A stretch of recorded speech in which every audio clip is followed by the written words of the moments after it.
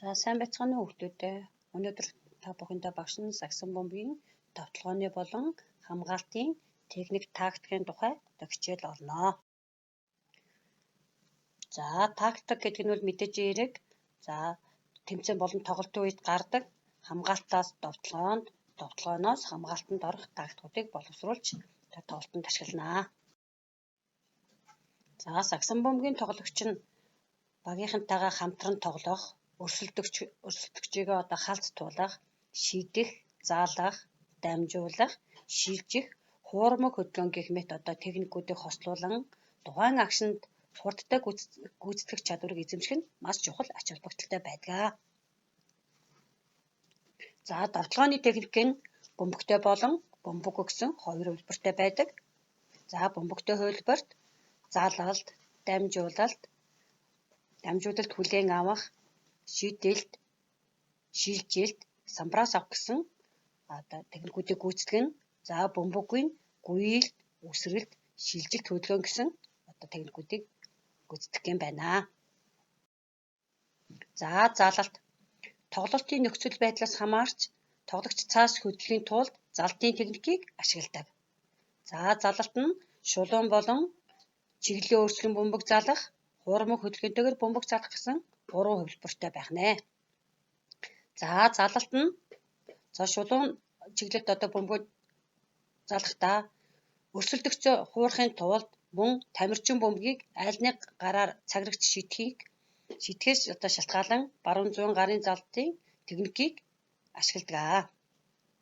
За заалалттай оролтын дөөрэмэл буюу хуурмаг хөдөлгөөнийг талбай аль хэсэгт чиргэлэхэд бүрэн тохиромжтойгоос гадна хамгаалагчаас бөмбөгийг залан бултан гардаг үндсэн арга юм аа.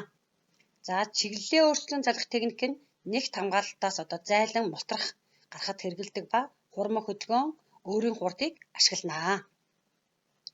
За хамгаалагч биеийнхээ хүндийн төвийг хуурмаг хөдөлгөөний чиглэлд шилжүүлмэгц бөмбөгтэй тоглогч биеийн жингийнхээ хүндийн төвийн ард тавьсан хөл дээрээ шилжүүлэн нөгөө хөлөөрөө эсрэг чиглэлд алхам хийж залтанд шилжснээр хамгаалан тоглогчоос мултарч чаддаг.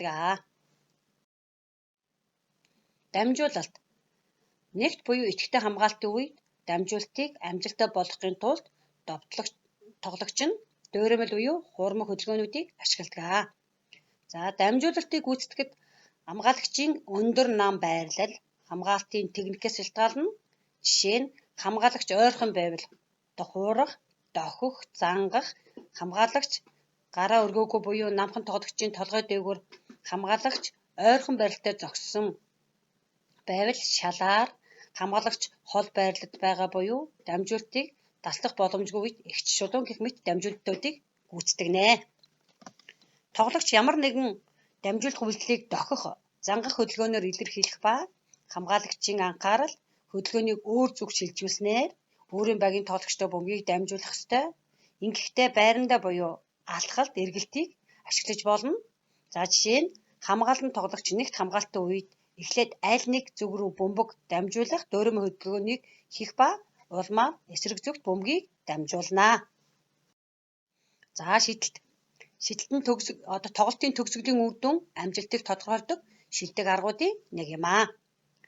За цаграгч шидэлт хийх дөөрэмэл буюу хуурмаг хөдөлгөөнийг хийхдээ тоглогч цаграгч шидэлт гүйцэтгэхээр төлөвлөсөн мэт хуурмаг хөдөлгөөн үзүүлээд дараа нь хамгаалагчаас мултран гарч заалалтанд шилжих буюу дамжуулан мөн хамгаалан тоглогч хурдмагч шидэлтийг бас хийж гүйцэтгэж болно.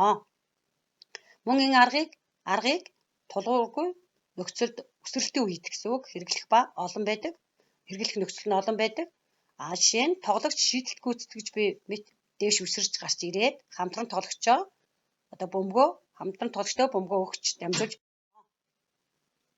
За тулгуур хөл. Тоглогч бөмбөгийн хүлээн авсны дараа зогсолт хийх ба зэрэгцээ буюу алхалттай гэсэн хоёр янзын зогсолтыг хийдэг. Алхалттай зогсолт нь тоглогч дамжуулалт хүлээн авсны дараа алхах үйлдэл хийхэд үндсэн тулгуур хөл нь болж байдаг. Бөмбөг эзэмшиж буй тоглогч бүх зүгт тулгуур хөл дээрээ хэдэн ч удаа нэг алхамтыг хийж болно. Энэ техникийг бөмбөгтэй тоглогч хамгаалагчаас бөмбөгийг зайлуулан хамгаалтанд байлгах, хамгаалагчийг хууран заалах, шийдэх дамжуулах үйлдэлүүдийг гүйцэтгэхэд хэрэгэлдэг байна. Хуурмаг хөдөлгөөн гэдэг нь ямар хөдөлгөөн юм гэвэл хамгаалан тоглогчдын анхаарлыг сарниулах, түүнээс мултран гарах зорилгоор хэрэглэж байгаа үйлдэлийг хуурмаг хөдөлгөөн гэж нэрлэнэ. За шилжилтээс, алтгалтаас, гүйлтээс, огцон мэргэлтээс, эргэлтээс, залалтай алхамтаас хуурмаг хөдөлгөөнүүдийг хийж гүйцэтгэж болно. За хөдөлгөөний эхний үйлдэл заавал дэсрэлттэй байх ба чиглэлээ өөрчлөнгүүхтэй, дэсрэлттэй, хурдтай гүйцэтгэх ёстой. Хөлийн байрлал буруугаас илүү хөдөлгөөн хийгддэг. Энэ нь 3-аас 10 минутын хугацааг алдахад хүргэдэг. Өөрөөр хэлбэл 1-1.5 метрийн газар хоцорч хөдөлгөөнөө үлднэ гэсэн үг ээ. За хуурмаг хөдөлгөөнийг бөмбөгтэй ба бөмбөггүй хийж болно. За бөмбөггүй хийх хуурмаг хөдөлгөөн нь бөмбөг барьж байгаа мэт дөөрэмэл хөдөлгөөн, шилжилт, эргэлт хөдөлгөөний дунд огцом зогсох гэх үйлдэлүүдийг ашиглан нэгт харгалзан хамгаалагчаас чөлөөлөгдөн гарахад энэ хуурмаг хөдөлгөөнийг хэрэглэнэ. За бөмбөгтэй хийх хуурмаг хөдөлгөөн нь ямар нэг саадгүй залалтанд шилжих, дамжуулт хийх, цаграгт бөмбөг шийдэх боломжийг бий болгоход энэ хуурмаг хөдөлгөөнийг хэрэглэнэ. Хуурмаг хөдөлгөөн нь залалт, дамжуулалт, цаграгт бөмбөг шийдэлтийн аль үйлдэлээр нь төгсөх ёстой. Аль нэг үйлдэлээр нь төгсөх ёстой байдгаана. За загсан бөмбөгт багийг амжилтанд хүрэх чухал хэрэглүүл хамгаалт болон тактикийн зөв эзэмшүүлэх явдал байдаг. За хамгаалтын техник, шилжилт, за бөмбөг эзэмшилтгч. За сайн довтлогч байхаас гадна сайн хамгаалагч байх нь чухал бөгөөд хамгаалт сайтай багийн үйл ажиллагаа багийг амжилтанд хүрэхэд нөлөөлдөг. За хамгаалтын техникийн зогсолт нь довтлогооны техникийн зогсолтоос гарын байрлалаараа ялгарх бөгөөд энэ нь тоглолтын үйл явцаас шууд хамаардаг. За тоглолтын тактик 2-1-2-ын бүсийн хамгаалалт. Довтлогоо ба хамгаалт нь хоёр өөр зорилтыг шийддэг учраас довтлогооны болон хамгаалтын тактик гэсэн бие даасан хэсэгт хуваагддаг. Тиймээс довтлогоо болон хамгаалтын техникт зөв сурах нь чухал байдаг. Хамгаалтын техник нь бүсийн, хувийн, холимог гэсэн зарчмаар хэрэгжинэ. Бүсийн хамгаалт нь үндсэн тактик нь 1-2-1 гэсэн хамгаалт байдаг. За багийн зохион байгуулалт.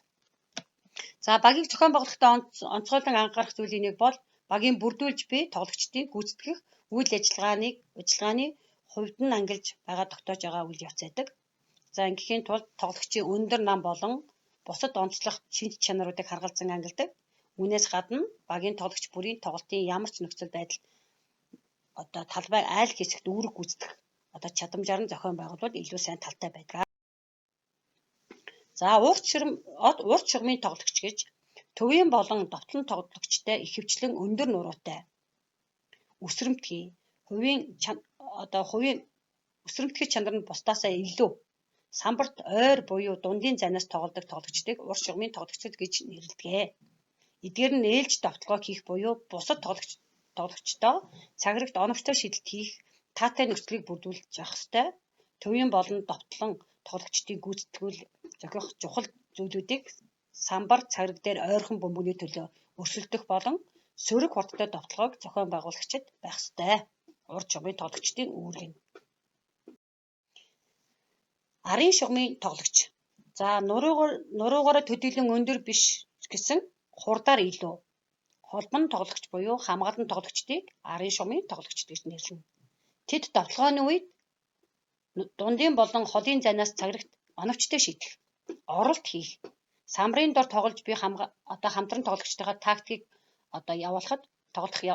явуулахад хамгаалалтын хувьд холын зайнаас шийддэг тоглогчийг хамгаалах. Самбар цаграгт ойсон бөмбөг түүний төлөө өрсөлдөж буй тоглогчийг хамгаалах. Талбайд унсан бөмбөгийг эзэмших зэргээр тоглолтод оролцох үүрэгтэй. За талбайн байрлалуудын зураг байна. Сайн ажиглаарай хүүхдүүдээ. Тоглолтын явцад багийн тактик боловсруулсан тактикаа тоглолтод хэрхэн гаргах вэ? За ингээд та бүхэндээ хичээл тэтгэврт оролцсонд баярлалаа. Монголын биеийн тамирын спорт мандан бадрах болтугай анхаарал тавьсанд баярлалаа.